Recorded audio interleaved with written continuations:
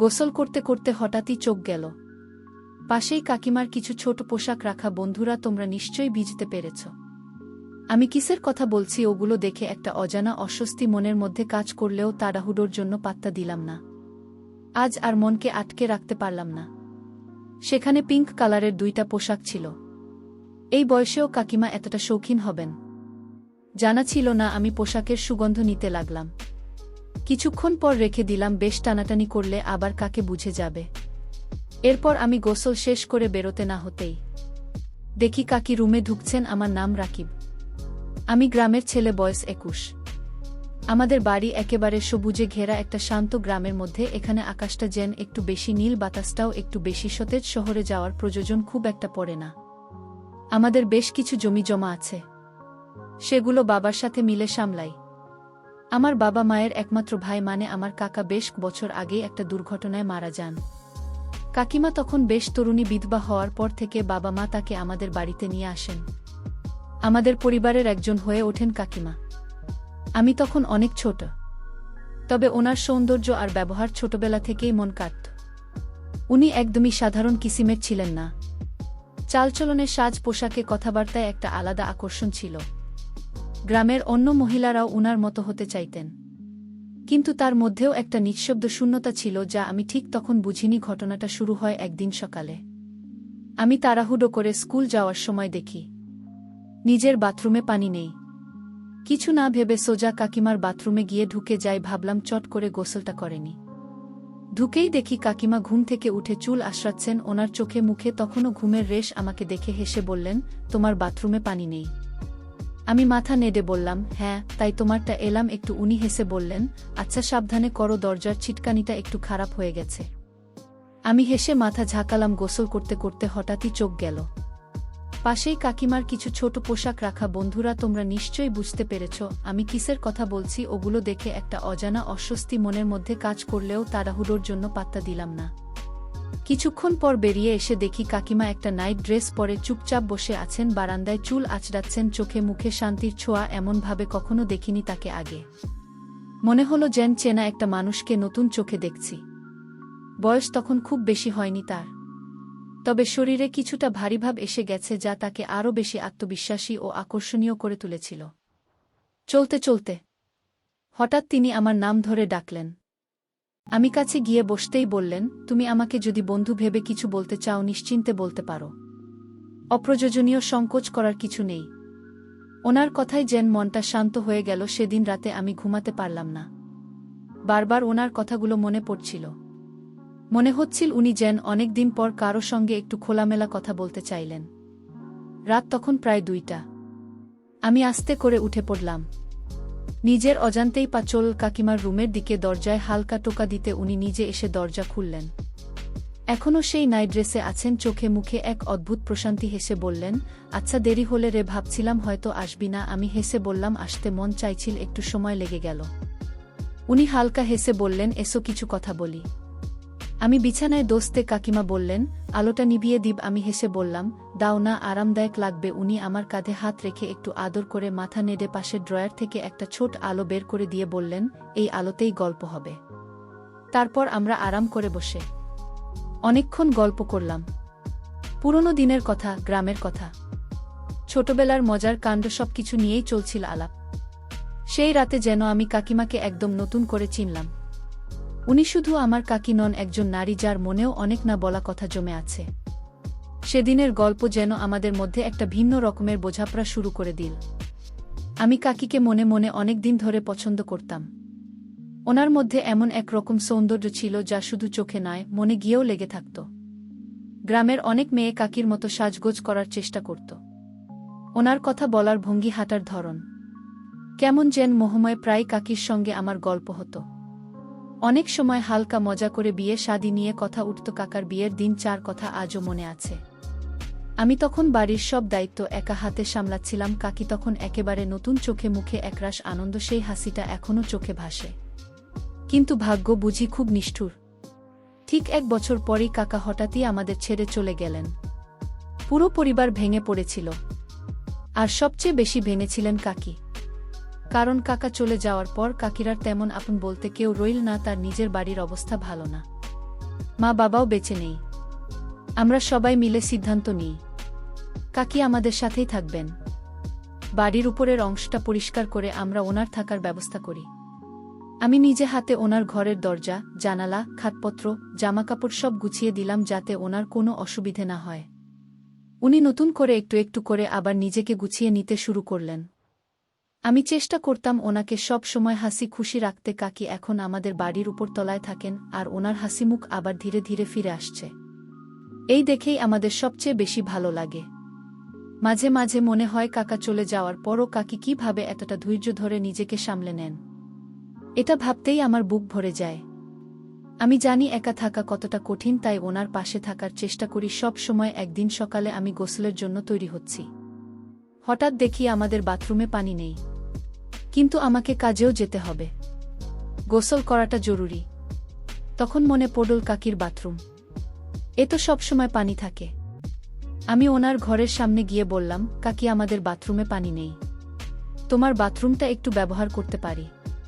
উনি হেসে বললেন, অবশ্যই পারো, কোনো সমস্যা নেই। আমি তোয়ালে নিয়ে ভেতরে ঢুকে দরজাটা সাবধানে টেনে দিলাম, কারণ ছিটকানি কিছুটা নষ্ট। তাড়াতাড়ি করে গোসল করে নিচ্ছিলাম যাতে কেউ ভুল করে না ঢুকে পড়ে। আজকেও খেয়াল করলাম কাকির সেই পোশাক রাখা, হয়তো তিনি আগে ঢুকতে চেয়েছিলেন কিছু। আমি ঢুকে পড়েছি আজ আর মনকে আটকে রাখতে পারলাম না। সেখানে পিঙ্ক কালারের 2টা পোশাক ছিল। এই বয়সেও কাকিমা এতটা শৌখিন হবেন জানা ছিল না। আমি পোশাকের সুগন্ধ নিতে লাগলাম। কিছুক্ষণ পর রেখে দিলাম, বেশ টানাটানি করলে আবার কাকি বুঝে যাবে।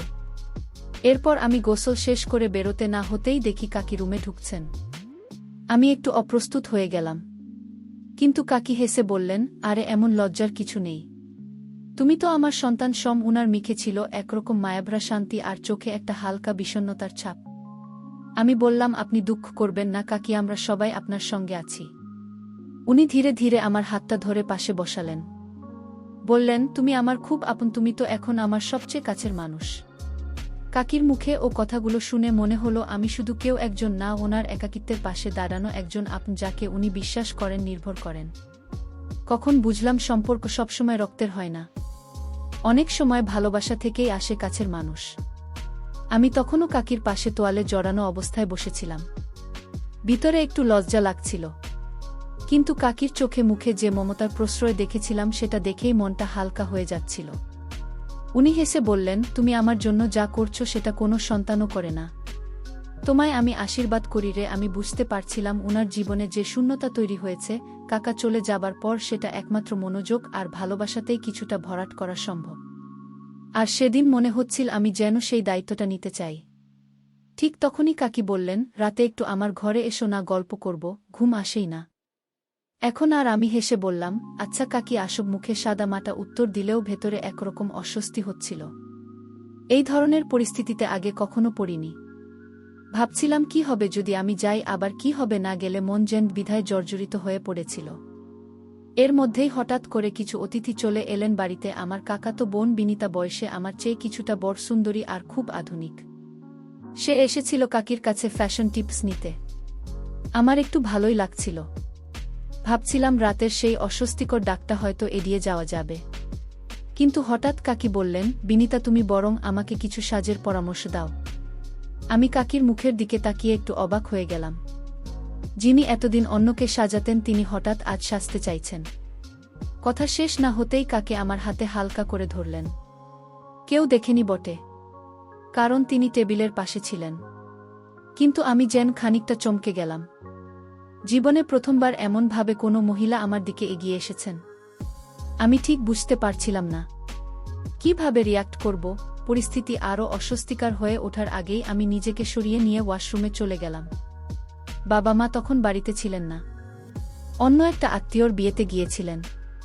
তাই বাড়িতে একটু নির্জনতাও ছিল। ওয়াশরুমে বসে ভাবছিলাম কিভাবে পুরো ব্যাপারটা বুঝব। হঠাৎ বাইরে কাকির কণ্ঠ শুনতে পেলাম।